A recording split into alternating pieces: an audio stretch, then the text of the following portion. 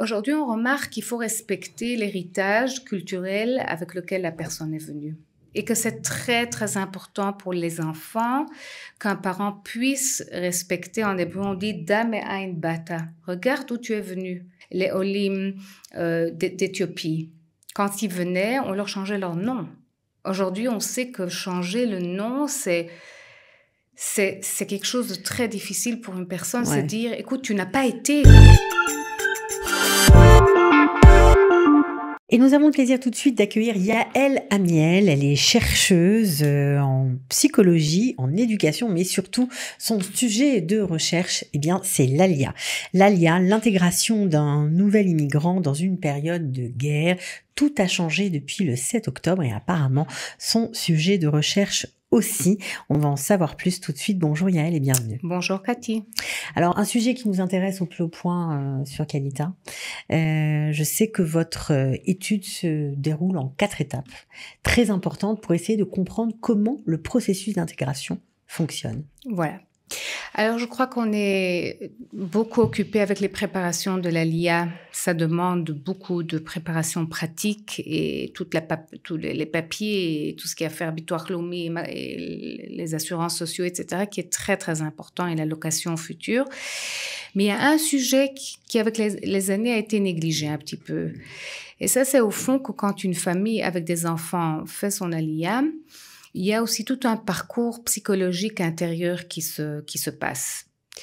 Alors, au fond, d'après la recherche, une famille qui fait ALIA, mettons que ce sont des parents avec 2 enfants ou plus, il y a 4 possibilités de parcours intérieur psychologique que nous appelons acculturation. L'acculturation, c'est l'adaptation psychologique d'un OLED, d'une personne qui déménage d'un pays à un autre pays.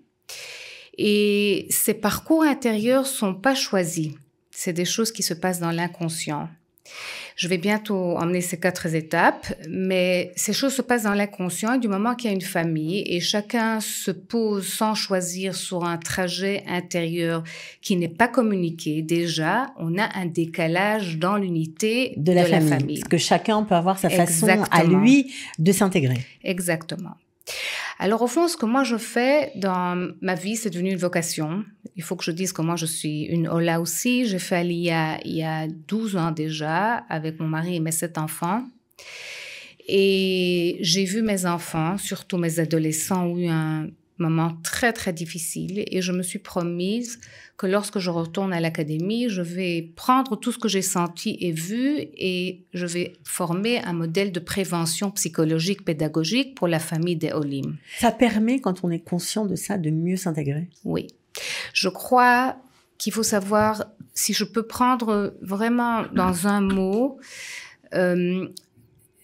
le challenge, le danger d'une famille de Olim, point de vue, vous devez toujours vous souvenir que moi je parle intérieur, psychologie, pédagogie, c'est ce que l'œil ne voit pas. Bien sûr. Il faut tout le temps penser, je veux éviter le décalage et je veux éviter que le gouffre entre les membres de ma famille ne s'agrandit pas. Je voudrais essayer de rapetissir les décalages entre les membres de ma famille. Ça, c'est au fond la grosse idée. Et oui, il y a beaucoup de choses que quand on sait, on peut éviter, on peut rapetissir. Et ça, c'est au fond ce que je fais. J'ai construit un modèle de prévention pour la famille de Olim, pour les écoles. Je travaille avec le Misrad HaChinouch aussi, le Misrad HaKlita VALIA. Et c'est un modèle de Klitat Aliyah, d'accueillir nos Olim avec l'œil intérieur. Je vois ce qu'on ne voit pas. Alors, on a parlé d'acculturation, il y a d'autres étapes.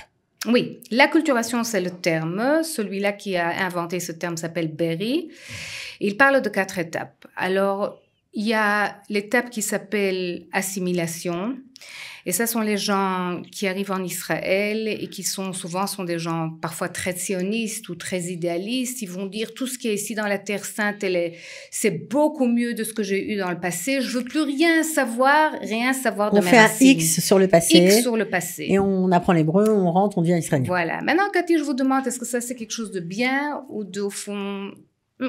Disons que ça a été longtemps comme ça, il y a des années et des années, mais aujourd'hui, les gens ont changé. Aujourd'hui, on remarque qu'il faut respecter l'héritage culturel avec lequel la personne est venue.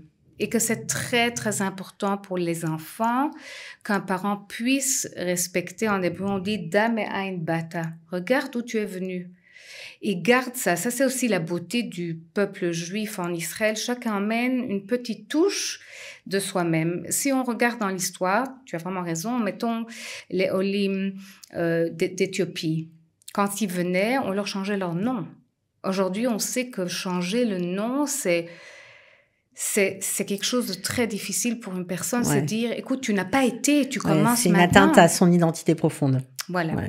Alors, l'assimilation, c'est ceux qui disent, je veux que ici, j'ai oublié X au passé. Puis, on a ceux qui font exactement à l'envers, qui sont en séparation, qui arrivent ici et qui disent, tout ce qui était là avant est beaucoup mieux de ce qui est ici.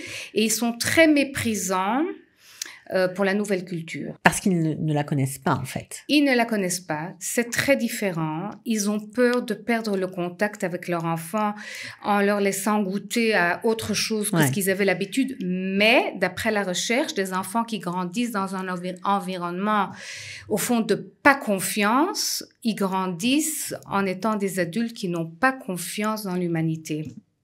Donc ça aussi, dire tout ce qui était... Avant, c'était mieux. Et ici, ma culture d'origine est mieux. Et c'est non plus pas optimal. Ça marche pas. OK. Et puis, on a la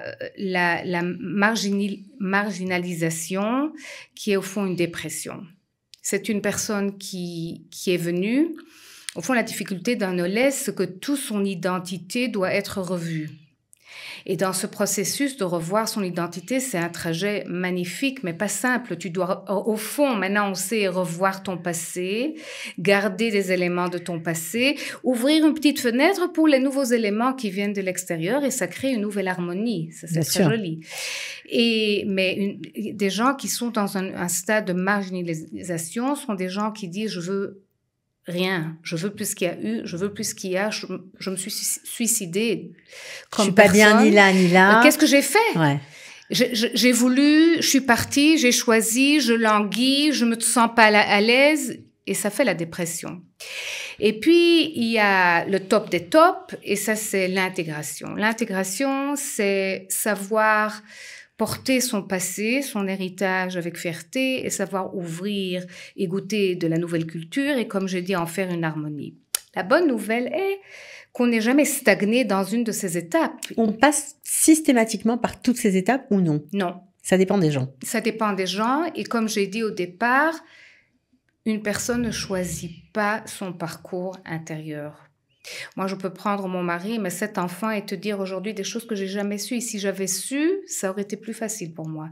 On était tous dans un autre chemin intérieur. Ce sont des clés pour mieux comprendre les siens et pour éviter les erreurs de langage, de comportement avec ceux qui ne sont pas sur les mêmes chemins que soi. Et il faut créer des ponts de communication. Bien sûr, des ponts de communication. Alors, vous êtes aussi thérapeute familial, donc vous avez l'habitude d'être confronté à ce genre de problématiques. Est-ce que la guerre a changé quelque chose? Oui. Alors, merci Cathy pour ta question. J'ai commencé, c'était une recherche sur les Olim et ce modèle de prévention que j'essaie de créer et qui marche déjà. Et puis, il y a eu la guerre. Et puis, j'ai compris que ça a changé. Ça a changé les gens qui sont venus. Il y a des gens qui sont venus avec un enthousiasme et avec une image d'Israël, des vacances et de la plage et du olé olé, et puis tout est arrêté. Et c'est déjà qu'on sait que faire son aliyah est un stress à passer. Là, on a un stress sur un stress sur un stress qui emmène dans une famille encore un danger de majber, de crise. Et j'ai vu des familles comme ça, où des parents voulaient tout quitter et retourner. Parfois, il n'y a plus où retourner. Et l'autre qui dit non, son sionisme s'est éveillé et c'est là notre terre sainte et c'est là qu'on veut être. C'est souvent très difficile dans les couples aussi parce que chacun réagit différemment. Exactement. Il y a une espèce de déséquilibre parfois qui se crée et on dit que l'aliyah est souvent un révélateur de la force de nos amours. Exactement. Il y a un de mes variables, c'est c'est bon, je dis ça en anglais parce que ça vient beaucoup des recherches en anglais, c'est exactement, c'est tout ce attachment. Attachment en français, c'est pas le contact, mais Attachement? l'attachement de nouveau psychologique Ouais. entre les membres d'une famille est un attachement qu'on ne peut pas comparer à aucun autre attachement. Et oui, et exactement, une famille vient déjà avec une histoire et cette crise peut ou bien les souder ou bien les écarter. Bon, on peut comprendre, hein, il y a des familles qui sont arrivées avec 5 enfants, 5 garçons, 3, 4, ils savent qu'ils vont aller à l'armée et parfois ils n'ont pas eu le temps de s'acclimater à ce qui se passe ici. Et quand j'ai dit décalage, ce qui arrive très souvent, c'est encore un paramètre de décalage. C'est quand les enfants ou les garçons veulent se sacrifier et rentrer dans l'armée et donner toute leur force. Finalement, ce sont des enfants, ce sont des adolescents. Et les parents sont pas derrière eux. Le décalage est souvent aussi que les enfants s'adaptent plus vite et que les parents ont du mal. Et là, de nouveau, attention, décalage. Et tous les décalages, il faut des ponts pour essayer de garder la famille unie. Bien sûr.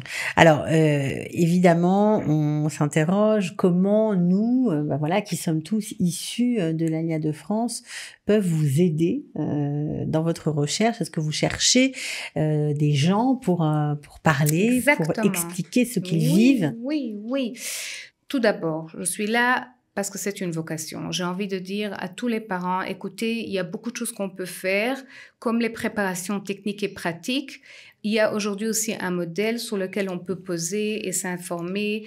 Je peux donner aussi mes données. Je fais parfois des Zooms.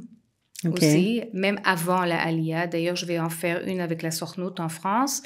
Je vais faire aussi avec Vahim une organisation aussi avant déjà, que je donne tout ce modèle. Il y a beaucoup de choses qu'on peut faire aussi, point de vue psychologique et pédagogique, avant. Mais moi, pour ma recherche, j'ai besoin des gens qui vont répondre à ma recherche. C'est une recherche de maximum 10 minutes où j'ai besoin d'un parent ou un père ou une mère d'une famille d'enfants qui doivent avoir aussi un enfant au moins en dessous de l'âge de 18 ans pour me répondre à un link, des questions sur lesquelles... qui ne prennent pas plus que 10 minutes.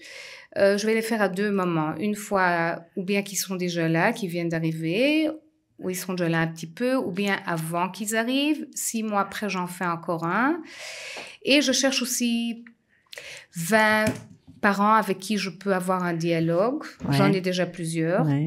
C'est toujours gagné parce que je donne mes informations aussi. Bien sûr, non, mais de toute façon, c'est toujours très intéressant. Et je suis aussi d'accord de contribuer à un Zoom gratuit. Ça veut dire que si j'ai des gens qui répondent à ma recherche et je vois qu'on qui ont besoin d'un petit coup de pouce, d'un petit coup de main. Alors, je fais un groupe par Zoom. C'est très facile aujourd'hui et j'en fais une petite heure et je donne déjà toutes ces choses que je pense qui sont vitales pour une famille. Voilà, alors si le sujet vous intéresse, on mettra le lien sur la description de la vidéo. Vous n'aurez qu'à cliquer pour le remplir, et participer à cette étude. Voilà, l'intégration de l'Olé dans une période de guerre, c'est très intéressant.